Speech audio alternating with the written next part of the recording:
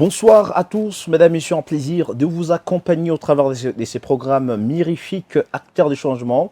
Les programmes qui visent le changement en mobilisant la jeunesse, mesdames et messieurs, surtout interpeller aussi cette jeunesse de mieux s'engager. Surtout, ça tombe très bien. Aujourd'hui, nous sommes jeudi, un jour férié. Tout le monde est à la maison. Nous sommes en train de célébrer notre héros national, Laurent Désiré Kabila, qui nous a laissé cette phrase qui ne cesse de nous quitter. Prenez-vous en charge. Il est temps de nous prendre en charge. Cette journée doit nous interpeller, doit nous motiver de nous prendre en charge. Surtout chez les jeunes, c'est prendre en charge, c'est savoir entreprendre. Raison pour laquelle aujourd'hui, nous allons vous parler de ces thèmes cruciaux, des savoirs. Pourquoi entreprendre? Mesdames, Messieurs, vous aurez des solutions idoines, des solutions loin des propos d'estrade, loin des caraboustuis, loin des propos draconiens. Ici, nous allons devoir vous donner des solutions qui vont vous aider à comprendre sur le point d'entrepreneuriat, surtout qu'il y a beaucoup de jeunes qui veulent entreprendre, mais ils ne savent pas des stratégies, des méthodes à y appliquer. C'est ainsi qu'aujourd'hui, au travers de cette émission Acteurs de changement, on va en parler. De partout où vous êtes, vous pouvez poser des questions et cela ne fera du mal à personne. Comme d'habitude, deux bonnes parties. La première partie cogitée, nous allons devoir vous présenter notre intervenant. Il n'est plus à présenter. Mesdames et messieurs, il fait la fierté de la ville de Lubumbashi. Il fait la fierté de notre nation qui est la RDC. Vous l'avez réclamé, vous l'aimez, vous le suivez de partout. Il est entrepreneur, c'est qu'il n'est pas seulement un bon parleur, il est aussi fort sur le plan pragmatique, c'est qu'il est en mesure de vous présenter ses œuvres en tant qu'entrepreneur. Voilà les modèles à suivre pour les entrepreneurs qui, à son tour, ont l'habitude de vous coacher, de vous parler. Il doit vous parler aussi en vous montrant les œuvres. Car il est écrit, la foi sans œuvre, elle est morte. Un peu de l'évangile, ça fait du mal à personne. Alors, mesdames, messieurs, on va vous présenter notre intervenant. Il nous a fait honneur d'être avec nous. Il est motivateur, coach. C'est qu'il faudrait le dire, il a beaucoup de casquettes. Mais aujourd'hui, on le reçoit en tant que dans la peau d'un entrepreneur. On l'appelle entrepreneur Isaac Amani, le beau chat héritier, à qui nous disons bonsoir et bienvenue. Bonsoir, monsieur Ney.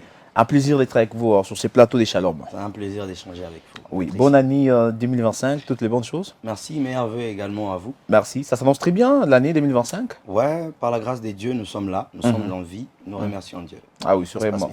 Oui, avant d'entrer dans le fond de notre sujet, déjà que vous êtes beaucoup aimé par la jeunesse louchoise, il y a des jeunes qui comptent sur vous, qui croient en vous. C'est quoi les secrets, la stratégie ou les différentes stratégies que vous appliquez pour que cette jeunesse puisse autant vous aimer?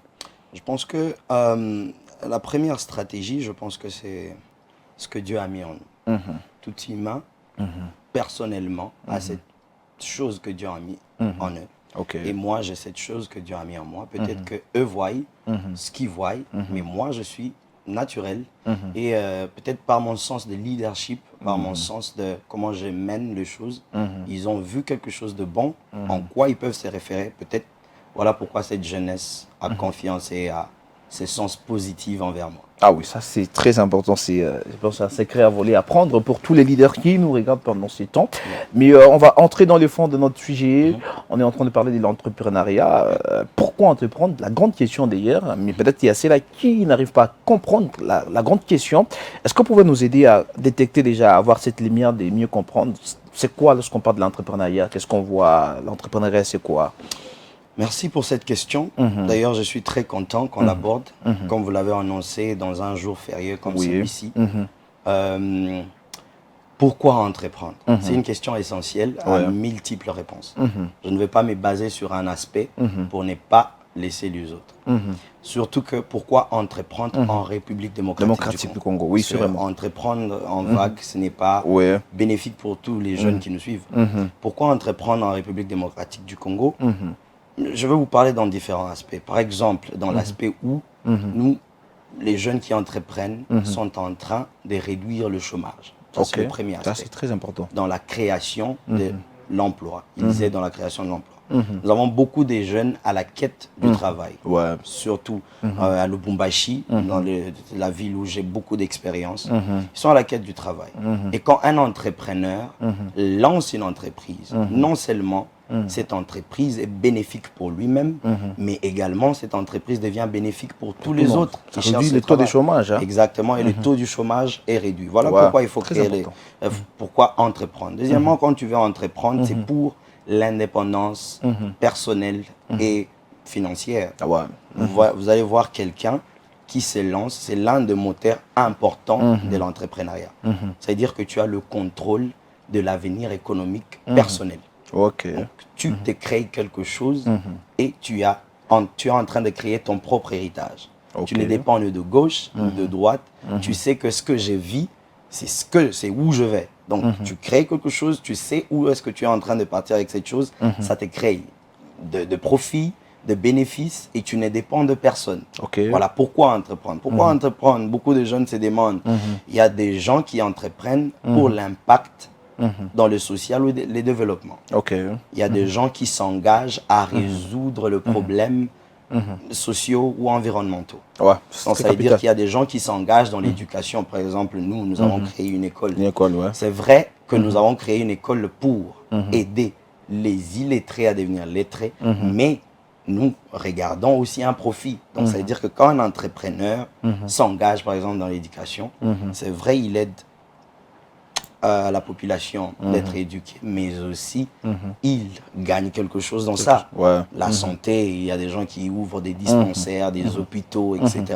C'est vrai, ils aident à la communauté, mais derrière ça, un entrepreneur crée du travail pour les médecins, il crée du travail pour des stagiaires. Il y a des gens qui, par exemple, quand tu es dans l'école de médecine, tu dois faire un stage. Un stage, Ce n'est pas facile.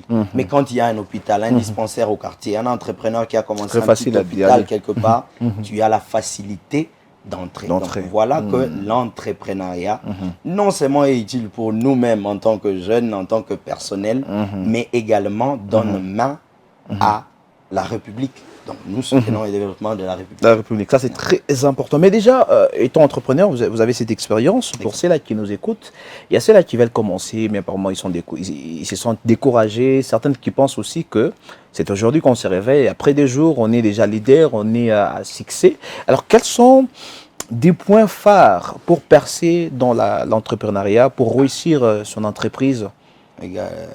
Un entrepreneur, c'est quelqu'un qui la patience est une vertu incontournable. Ah bon? Qu'est-ce qui se passe? Un entrepreneur ne peut pas se lancer sans avoir fait l'étude du milieu. Ah, ok. Si tu veux être entrepreneur, tu dois, voilà qui est même le plus grand défi de la jeunesse, c'est la conscience et se connaître. Tu dois être conscient de ce que tu veux avant de commencer. Tu ne peux pas faire parce que M. Ney parle bien sur le média. Écoute, moi aussi j'ai fait latin philo, je peux. Non, connais-toi. Tu dois aussi connaître ce que tu es capable de faire. Quelles sont tes qualités? C'est où est le plus grand problème? Les qualités que tu as, par exemple, moi je suis fort en, je ne sais pas, je sais créer, je sais arranger des petites histoires. Tu connais cela, tu peux entreprendre, peut-être en devenant électricien, mécanicien, etc. Et c'est là où est le sérieux problème quand tu ne sais pas détecter ce que tu es. Et quand tu détectes ce que tu es, la plus grande étape à faire, c'est oser. Ah, oser. Oser. Ouais, défi égal à oser. Tu peux être là, tu dis, bon voilà, je veux commencer à être financièrement libre. Mais si tu n'oses pas, tu n'auras rien. Tu dois oser. S'attendre aussi à la réussite ou à l'échec seulement qu'on ose? Les deux. Les deux. Voilà pourquoi je vous ai dit que la patience est la vertu d'un entrepreneur. Parce qu'il y a des gens qui veulent, comme vous avez dit, aujourd'hui je commence et déjà je suis millionnaire. Non, il y a du temps. Il y a du temps, il y a un travail, il y a l'acceptance. Tu dois accepter que le moment que tu es en train de passer, c'est un moment de souffrance, mais tu connais l'objectif. Ah ok, c'est très important. Quand tu connais ce que tu veux, peu importe les épines, tu vas mettre des bottes, tu vas marcher sur ça parce que tu connais où tu vas. Mais quand tu n'es pas conscient, tu ne connais pas ce que tu veux, tu ne connais pas tes capacités, et même si tu osais, tu ne sauras en rien atteindre tes objectifs. Donc la première des choses qui est la stratégie à connaître, c'est être patient, c'est détecter, se connaître, connaître les capacités, dans quoi nous devons tomber en tant que dans quoi nous voulons évoluer, et puis vous osez. Vous osez. C'est très important. Mais qu'est-ce qui fait en sorte aujourd'hui, d'ailleurs ça tombe très bien, nous avons vu, d'ailleurs, parlons même des écoles, beaucoup d'écoles à un moment, elles étaient à grand succès, mais à un moment, elles ont chuté. Pour ne pas parler que des écoles. Donc, qu'est-ce qui fait en sorte que des entreprises, à un moment, vous voyez, ça brille, juste après quelques temps, après, l'effet s'éteint.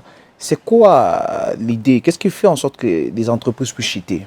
Je crois qu'en tant que créateur d'entreprise, en tant qu'entrepreneur, avant de commencer, vous devez avoir l'objectif. Ah, très important. Vous savez, quand vous avez l'objectif, c'est comme une balance.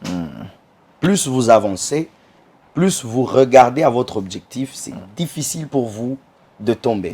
Ok. Mais quand vous commencez peut-être pour prouver l'autre, peut-être pour faire comme l'autre, peut-être parce que vous devez seulement faire quelque chose, là, ça devient un problème. Vous allez arriver à un moment où vous n'avez plus de repère. C'est quoi ton repère? C'est l'objectif. Et vous voyez, la balance n'est plus bonne. Donc, moi, j'ai compris cela. Quand je crée quelque chose, j'ai l'objectif. Par exemple, Elon Musk, il a créé des choses qu'il a créées. L'idée pour les gens, il a créé ça, mais lui savait qu'il a créé ça, c'est pour l'énergie. Pour que les gens aient la facilité d'aller dans l'espace. Et c'est ça, il a l'objectif. Moi, je crée aujourd'hui Amani Clothing. D'ailleurs, je viens d'ouvrir une boutique récemment. Amani Clothing, mon idée à moi, c'est que Amani Clothing puisse un jour habiller le gouverneur. Ah, ok. Et quand je sais où je vais, c'est impossible pour moi de tomber. Peu importe la boue, je sais que moi, mon objectif, c'est atteindre cela. Voilà pourquoi je serai persévérant, authentique, et à ne pas basculer de mon chemin. Donc, c'est là que shit, ils n'ont pas d'objectif. Ils ont... Ou c'est une mauvaise gérance Ça peut être lié à une mauvaise gérance, ou ils ont oublié ce pourquoi ils ont créé la chose. Mais aussi, est-ce que dans l'entrepreneuriat, il n'y a que des bonnes choses, il y a aussi des épines? Peut-être qu'on ne s'attendait pas à telle chose, et quand ça arrive, on s'est découragé. Dans l'entrepreneuriat, je peux dire 70%, il y a beaucoup d'épines. 70? C'est pas facile d'entreprendre. Vous imaginez que vous devez résoudre le problème d'un milieu, et dans ces milieux, c'est difficile qu'on te laisse faire cela. C'est très difficile. Tu dois être persévérant. Tu dois être persévérant. Il y a beaucoup d'épines, il y a beaucoup de souffrances. Il y a par moments, tu te retrouves à bout et tu vois que j'abandonne. Je ne peux plus. Ça vous est déjà arrivé aussi? C'est déjà arrivé à tous les entrepreneurs. Ok. Mais quand vous voyez un entrepreneur se relever et atteindre son objectif, en tout cas, c'est quelqu'un à féliciter. C'est pas facile. Ce n'est pas facile. Alors, je rappelle à tous ceux-là qui nous regardent, 097, le numéro qui est affiché au bas de l'écran. Posez des questions. Nous allons les lire sans difficulté aucune. On est en train de parler sur cet aspect de l'entrepreneuriat, afin de vous donner plus de solutions, surtout pour la jeunesse qui nous écoute pendant ces temps. Avec vous, on va ouvrir une parenthèse et puis on va faire. Mais aujourd'hui, nous sommes en train de voir beaucoup plus de ces jeunes qui veulent... en tout cas, se concentrer sur la spiritualité. C'est là qu'ils font des 50 jours de jeûne, des prières, croyant que c'est pas, si la manne pourrait encore tomber au ciel, et enfin subvenir à leurs besoins. Est-ce vous trouvez ça aberrant ou normal pour toute la jeunesse qui nous regarde pendant ces temps? Je pense que même Jésus-Christ lui-même, il avait une fois dit je pense à Pierre, à César ce qui est à César, et à Dieu ce qui est à Dieu. Vous pouvez beau prier 50 jours, ciel, donne-moi du pain, mais si vous n'allez pas le chercher, le ciel ne va pas vous frayer un chemin. Donc vous devez combiner les deux. Certes, vous priez 3 jours, mais ayez quand même l'idée dans quoi est-ce que le ciel va t'ouvrir les portes. Tu dois créer quelque chose et demander maintenant à Dieu, au travers de la chose que tu es en train d'entreprendre, que Dieu fasse en sorte que ça réussisse. Mais quand vous priez, vous pensez que la manne va tomber, ce n'est plus le temps de, je ne sais pas, des enfants d'Israël en train d'aller à Canaan. Il faut travailler, en impliquant les seigneurs, bien évidemment. Et c'est là qu'il y a la réussite. Et des pasteurs qui freinent aussi, qui gênent des jeunes à l'église, des retraites. Santé qui sont à la base alors. Je pense que je ne veux pas trop entrer dans Une parenthèse avant de passer à une autre étape. Vous imaginez vous retrouver dans une église où il y a 50 jeunes retraites. Est-ce que ces jeunes auront le temps d'aller peut-être chercher quoi? Je pense que les jeunes n'auront pas assez de temps. Je pense que les hommes des dieux que je respecte beaucoup, puisque moi-même je suis issu d'un homme des dieux. Raison pour laquelle on a posé cette question pour connaître l'apôtre Salomon. Que nous saluons d'ailleurs en passant. Salomon Lubusha. Je pense que les hommes des dieux savent ce qu'ils font et les jeunes également savent ce qu'ils cherchent. Donc, les deux sont balancés. S'ils vont dans ça, parce qu'ils savent ce qu'ils cherchent, et si les hommes des dieux créent ces 50 jours des jeunes, ils savent pourquoi ils les créent. Ils les créent, hein. Ça, ce n'est pas une distraction pour la jeunesse, c'est une parenthèse. Ce n'est pas une distraction pour les jeunes qui, leur vie a été donnée à Dieu à 100%. À 100%. Et ça vous dérange quand tout le jeune aspire au domaine prophétique? Parce qu'aujourd'hui, quand vous entrez sur les réseaux... En tout cas, ça devient... Quand on voit un jeune, on pense qu'il est prophète. Moi, j'ai eu beaucoup de cela. Ah, ok. Quand on voit un jeune avec des cheveux, il est là, c'est un prophète. Or, on ne peut pas tous être prophètes. On ne peut pas tous être dans un bureau climatisé. On ne peut pas tous être missionnaires. On ne peut pas tous être monsieur Isaac. Exactement. Chacun doit se frayer un chemin et non entrer dans un domaine quelconque, peut-être pour se faire de l'argent illégalement. Et cela peut te nuire un jour ou l'autre. C'est déjà que notre justice devient une justice très, très correcte. Oui. Ça, c'est très bien. Mais déjà, il y a une question de notre téléspectateur. Ils ont besoin de savoir, est-ce que tout le monde est appelé à entreprendre? Ou c'est laissé encore approprié à une certaine catégorie des personnes? C'est-à-dire, en tout cas, ils sont mieux placés, nous, on n'est pas mieux placés. Ou c'est tout le monde qui a ses potentiels, ses différentes potentialités d'entrepreneuriat? Tout le monde peut entreprendre. Tout le monde? Tout dépend de la motivation. Vous imaginez, vous ne pouvez pas avoir, comme je l'ai dit, c'est pas tout le monde qui sera dans un bureau climatisé. Mais quand vous vous retrouvez dans une situation où vous allez à gauche, votre CV est refusé, vous allez à droite, votre CV est refusé. J'ai l'honneur, vous écrivez, votre main est fatiguée. Qu'est-ce que vous faites? Vous restez dans les 50 jours de jeûne et prière. Vous ne faites pas cela, mais vous devez entreprendre. Tout le monde qui sait ce qu'il veut doit entreprendre. Tout le monde à un moment peut entreprendre. Tout le monde à un moment doit entreprendre. Mais ce n'est pas tout le monde qui a cette motivation d'entreprendre. Ça, c'est très important. Mais c'est donné, il n'y a pas d'interdiction. Mais est-ce que c'est toujours attendre de grands budgets? Est-ce qu'il faut commencer par une idée ou avoir d'abord l'argent? Parce qu'il y a ceux-là qui pensent que l'entrepreneuriat, c'est une entreprise. Ceux-là qui ont peur de vendre du charbon, on va se moquer parce que je suis diplômé, j'ai des diplômes et tout ce qui va avec. Comme on dit, il n'y a pas de saut métier. C'est ce qu'il y a.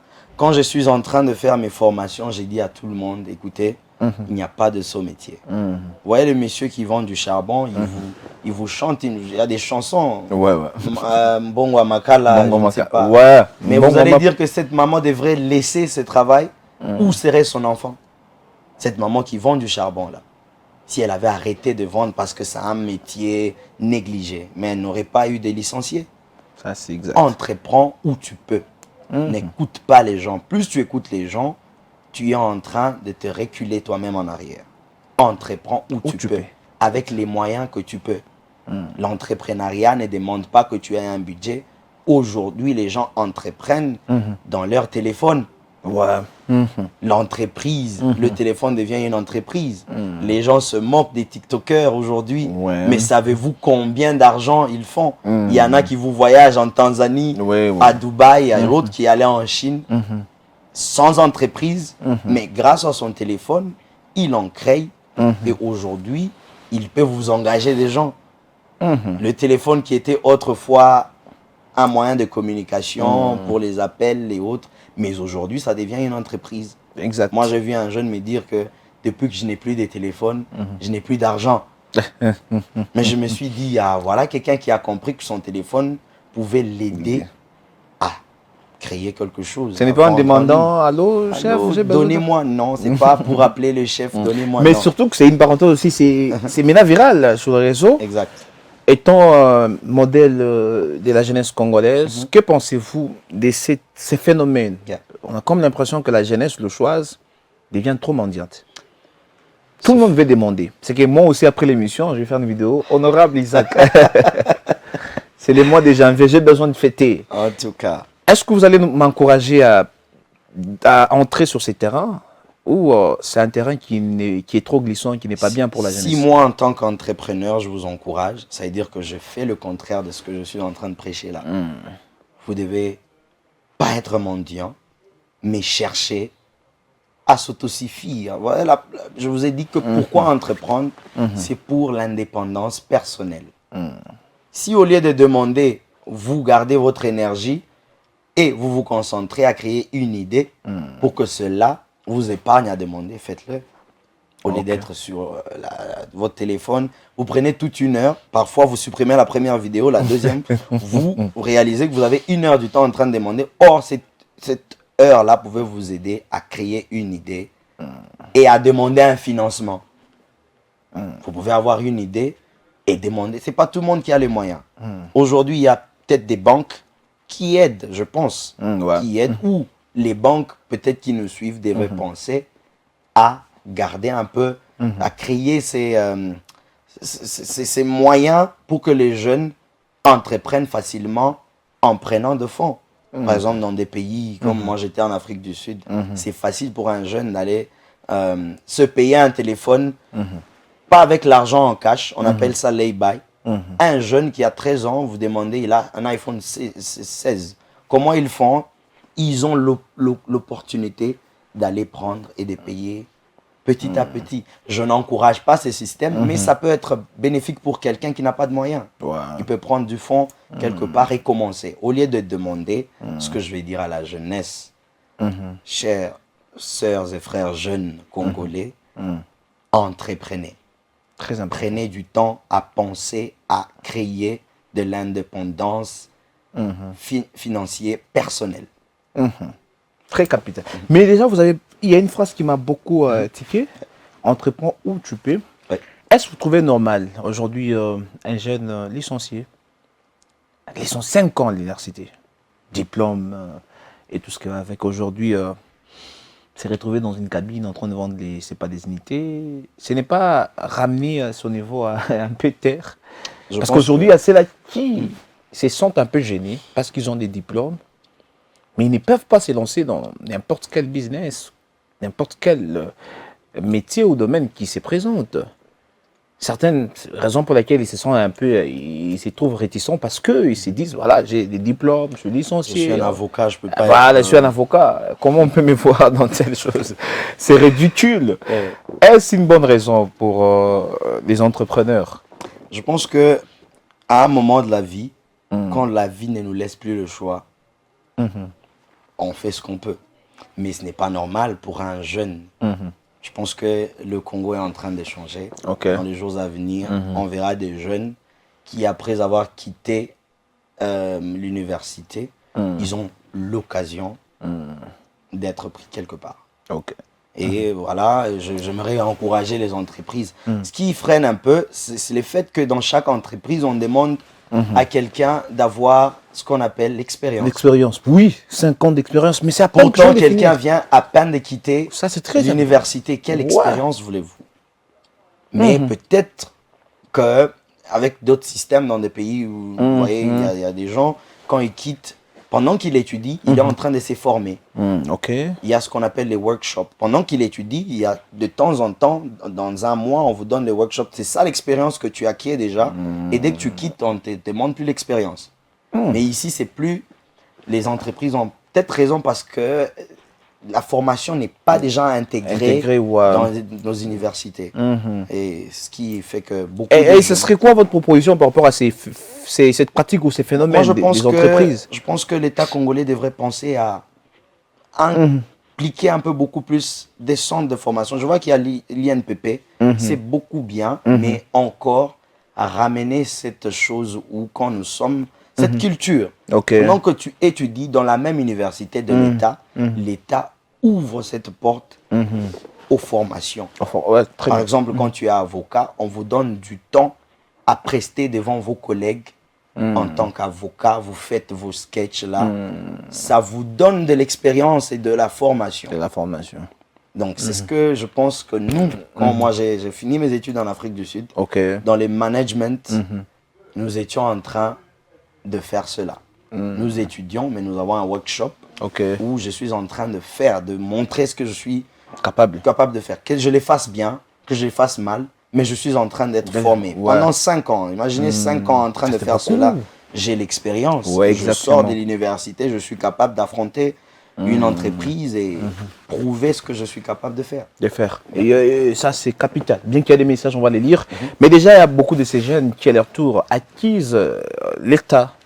Disons que l'État ne nous accompagne pas. Est-ce que l'État aussi, sa part dans cette affaire? Je pense que l'État congolais est en train de faire de son mieux. Comme je disais, l'État ne peut pas ouvrir des entreprises dans chaque parcelle. Ok. Ça sera très difficile. Voilà pourquoi même l'État congolais encourage l'entrepreneuriat. Ok. Certes, il y aura de travail et de travaux, voulais-je dire, dont l'État congolais va donner, mais ce ne sera pas pour tout le monde. Pour tout le monde. Mais il y a ceux qui sont appelés à entreprendre. Et comment l'État peut accompagner ces entrepreneurs? Je pense que l'État doit encourager les entrepreneurs avec des fonds, Des fonds. officialiser de fonds pour les gens qui sont capables avec des idées maîtresses. Ok. Ils peuvent demander de fonds auprès de l'État et l'État peut octroyer ce fonds et un entrepreneur se lance. Parce que quand je vous ai dit, un entrepreneur, quand il lance une entreprise, ce n'est pas pour lui. C'est pour l'intérêt de la nation. Tout le monde qui en bénéficie. Donc quand quelqu'un a une meilleure idée que l'État congolais l'accompagne, non seulement il crée pour lui, mais pour les autres, tout son entourage bénéficie. Le parent qui avait 2 enfants, non, maintenant ces 2 enfants pourront affronter l'école parce qu'ils ont maintenant des moyens suffisants pour aller à l'école.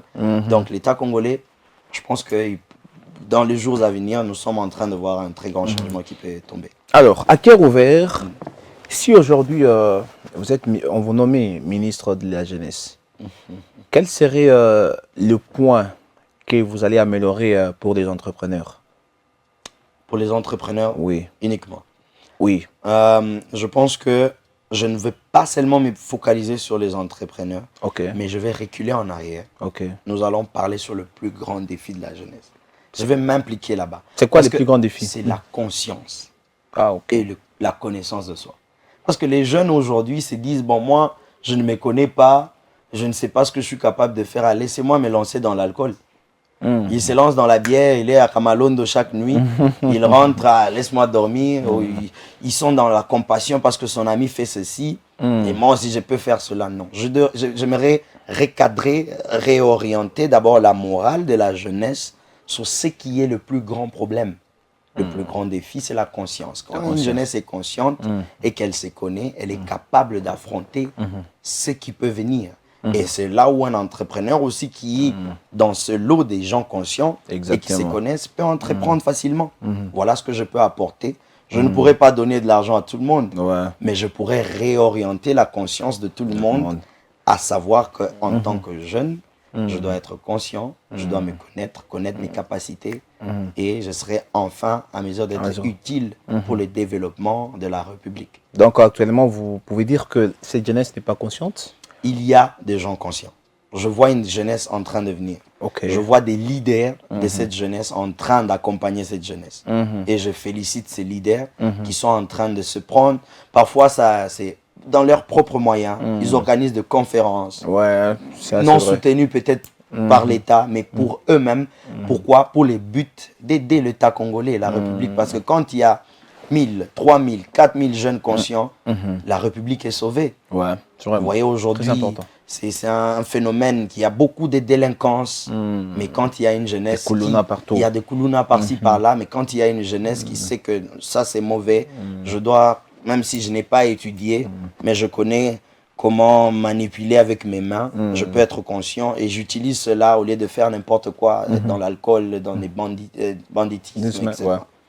D'ailleurs, ça fait peur. Parlant de l'insécurité, ce sont toujours des jeunes par manque à faire et ils se lancent dans ça. Est-ce que vous pouvez alors ici lancer un message, une demande, une proposition à notre ministre de la Jeunesse au sujet de tous les jeunes louchois ou congolais? Je pense que ça sera beaucoup pour moi de le faire en public.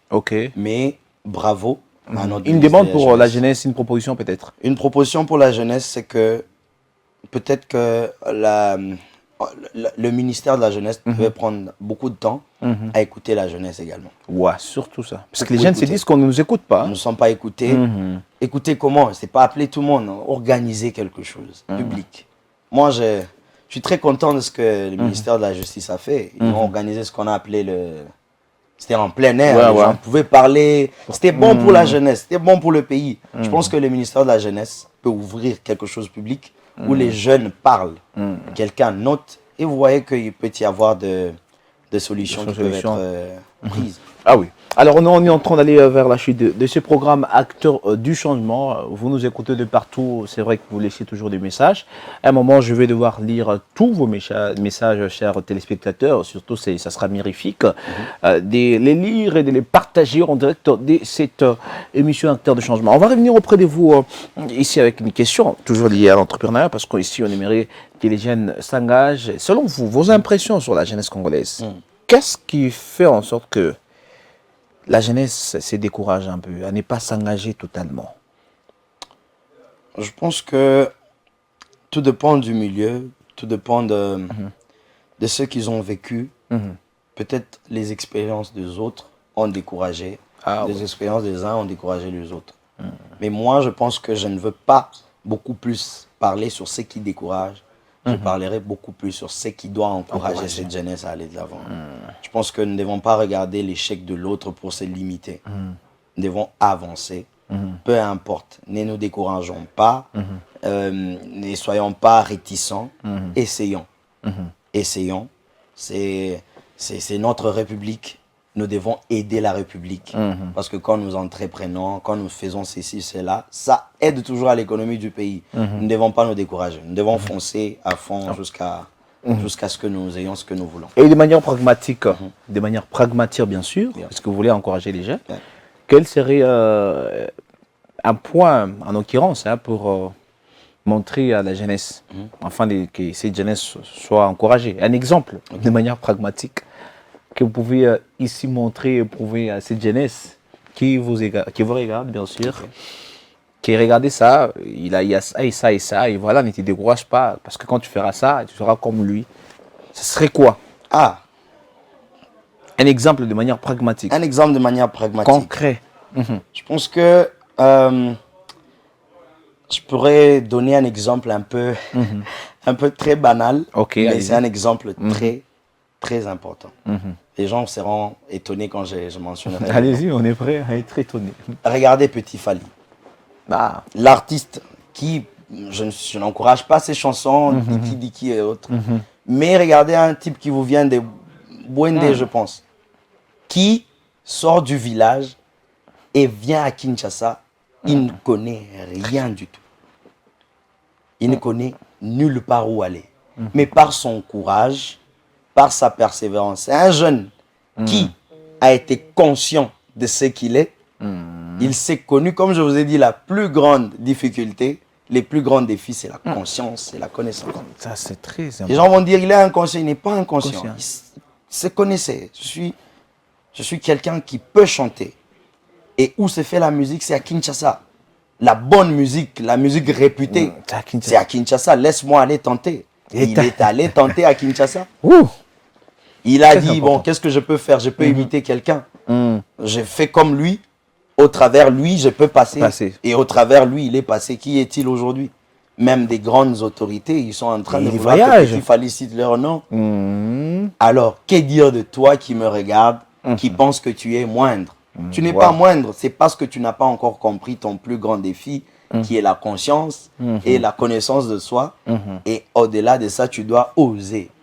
En tout cas, c'est la meilleure phrase, on va finir par là, il y a plus à ajouter.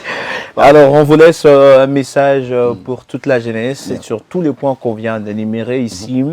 C'est vrai qu'en tout cas, la jeunesse a noté beaucoup de points, très riches. Personnellement, ça me révolte même. Au fond, on a comme l'impression que lancer quelque chose, c'est qu'il faudrait d'abord étudier, avoir des diplômes. C'est qu'on peut faire même compétitif, on n'est pas obligé d'abord d'avoir trop de Lui, il tombe dans le quotient émotionnel. Il n'a pas étudié. Il n'a pas étudié. Il ne parle pas français. Mais aujourd'hui, il est à Paris.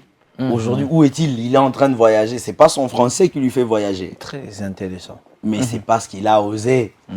Et c'est aujourd'hui, voilà, il est... Alors, un mot pour toute la jeunesse, pas un mot de la fin, parce qu'on n'allait pas mourir, on aura toujours besoin de vous. Un mot par rapport à cette émission et par rapport au sujet. Cette émission, c'est une émission extraordinaire. Je suis très content. Aujourd'hui, je me sens à l'aise d'exprimer beaucoup plus ce de quoi je suis fait. Et je suis très content que vous m'ayez sur votre plateau. Merci beaucoup. Je vous félicite pour cette émission. Merci beaucoup. beaucoup. Nous prions que Dieu élève encore cette émission. Amen, en tout cas. Et ce que je pourrais dire à la jeunesse, c'est que si tu ne prends pas le temps de créer la vie que tu désires, tu vas vivre la vie que tu ne veux pas. En tout cas, c'est très riche comme conseil, cher Jeanne. Merci, ça a été un grand plaisir de vous présenter cette grande émission Acteurs des changements. On a reçu pour vous Excellence Isaac qui nous a fait plaisir. Shalom Radio vous dit merci d'avoir répondu à son invitation. Je vous en prie. Et merci à toute la grande équipe qui nous a accompagnés, tous les héros dans l'ombre, pour la bonne, en tout cas, la bonne émission, la bonne production. Merci à tous les jeunes, à tout le peuple congolais. Et surtout, vous êtes à la maison, c'est un jeudi. Prenez soin de vous, prenez-vous en charge, comme m'a dit Laurent Désiré Kabila. Aujourd'hui, 16 janvier 2025, une nouvelle année qui commence avec beaucoup de réalité. Soyez conscients, mettez en pratique ce qu'on vient de dire par M. Isaac et ça ne fera du mal à personne. D'ici et là, prenez soin de vous. On se fixe rendez-vous les jeudis prochains avec la même détermination. Bye bye.